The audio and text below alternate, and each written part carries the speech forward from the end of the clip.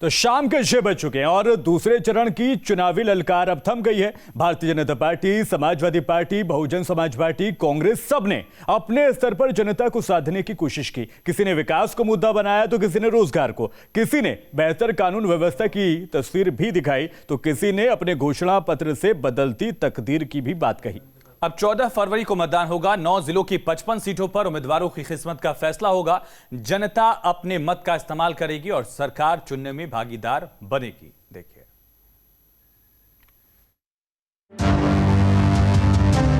दूसरे फेज के दंगल के लिए चुनावी शोर अब थम चुका है। चुनावी महासमर में राजनीतिक दलों के लिए प्रयोगशाला बने यूपी के मैदान से निकली हुंकार अब उनके भविष्य के लिए सीढ़ी बनेगी। इस चुनाव के लिए बीजेपी हो या एसपी, बीएसपी हो या कांग्रेस, हर किसी ने इस बार अपने नए समीकरण पर हाथ आजमाया।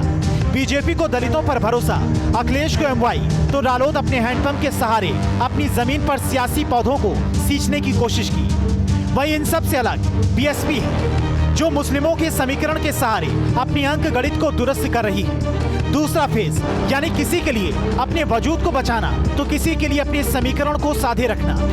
पिछले विधानसभा चुनाव की बात करें तो बीजेपी को इन 55 में से 38 सीटों पर जीत हासिल हुई थी। एसपी, कांग्रेस सब गठबंधन में थी, जिनके हिस्से में 17 सीटें आई थी, जिनमें एसपी को 15 और कांग्रेस को 2 सीटें मिली थी। अब इसे 2019 के लोकसभा चुनाव के लिहाज से देखें तो 11 सांसद इस इलाके से चुनकर जाते हैं। बीते लोकसभा चुनाव में एसपी, बीएसपी और राष्ट्रीय लोकदल गठजोड़ में थी, यानी तब दलित, मुस्लिम और जाट का सामाजिक समीकरण बनाने का प्रयास हुआ था। इन 11 में से 7 लोकसभा सीटें इसी गठबंधन के हिस्से में आई थी और 4 बीजेपी को मिली थी, मगर इस बार बीएसपी गठबंधन में नहीं है। 14 फरवरी को इस शोर का असर कितना हुआ, उसका सबूत मतदाता अपने अधिकार के साथ करेंगे। दिग्गजों के दावे और पिटारों की भाषा किसे कितनी भाई थी, इसका खुलासा 10 मार्च को ईवीएम खुलने के साथ ही होगा। पर इस बीच जो सीट का समीकरण है वो जानना बेहद जरूरी है। 9 जिलों की इन 55 सीटों में 7 सीट सहारनपुर की है, जिनमें 4 पर बीजेपी, 2 पर कांग्रेस, 1 पर एसपी है। वहीं बिजनौर की बात करें तो 8 सीट, 6 सीट बीजेपी के पास, एसपी के पास 2 सीट। अमरोहा 4 सीट, 3 पर बीजेपी का कब्जा, 1 पर एसपी। वहीं संभल में 4 विधानसभा सीट, 2 पर बीजेपी, 2 पर एसपी का कब्जा। मुरादाबाद 6 विधानसभा सीट, 2 पर बीजेपी का कब्जा, 4 पर समाजवादी पार्टी का कब्जा। वहीं रामपुर की बात करें तो 5 विधानसभा सीट, 2 पर बीजेपी का कब्जा, 3 पर समाजवादी पार्टी का कब्जा। बरेली 9 विधानसभा सीट और सभी 9 विधानसभा सीटों पर बीजेपी का कब्जा। बदायूं 6 विधानसभा सीट, 5 पर बीजेपी का कब्जा, 1 पर समाजवादी पार्टी। शाहजहांपुर 6 विधानसभा सीट, 5 पर बीजेपी का कब्जा, 1 पर एसपी।